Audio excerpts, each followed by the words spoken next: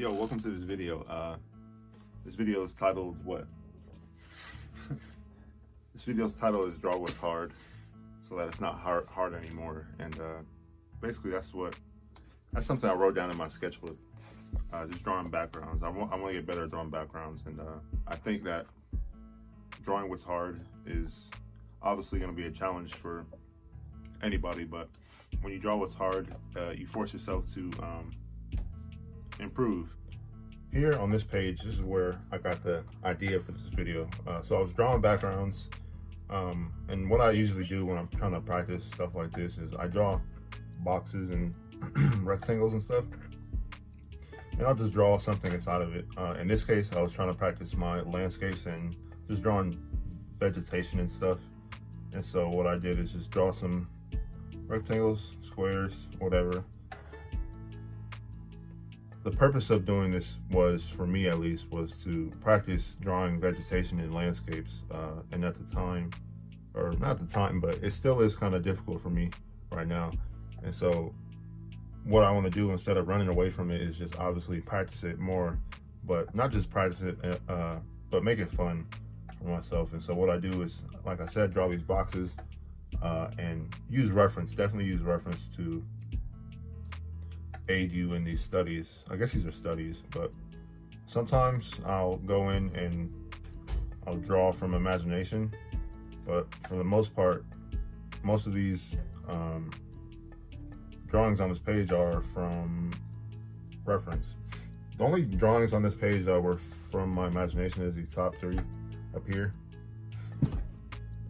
I got this idea for the video while doing this, and so I just had to write that down, draw what's hard so it's not hard anymore, and just have fun with it. I just wanted to make this video to encourage artists and to draw what's hard.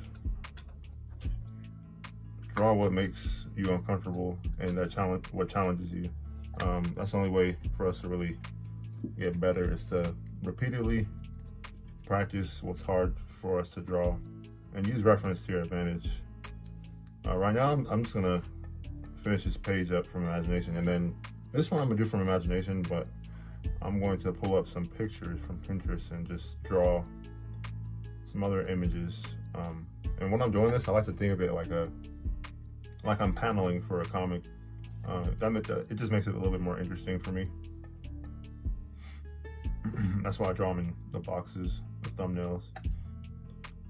And yeah, so this sketch down here was the hardest one for me to do, but I'm glad I did it because it looks really good, and I definitely think I want to go in, like, finish it up in like Clip Studio or something, or just leave it like this even. But my biggest challenge in this whole thing was drawing this castle, this like fortress type thing.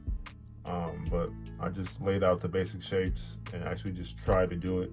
It was hard for me to do it, but I did it, and I'm glad I did it too. It looks good and I like it. I definitely didn't start with that. I think I started like with the trees and stuff over here and the shrubbery, the vegetation and stuff. But once I got to this part, I was just trying to draw what I saw instead of drawing what I thought I saw. I think that's the biggest thing for doing studies, is drawing what you actually see and what you're actually observing from the subject. I'm gonna draw this from imagination real quick.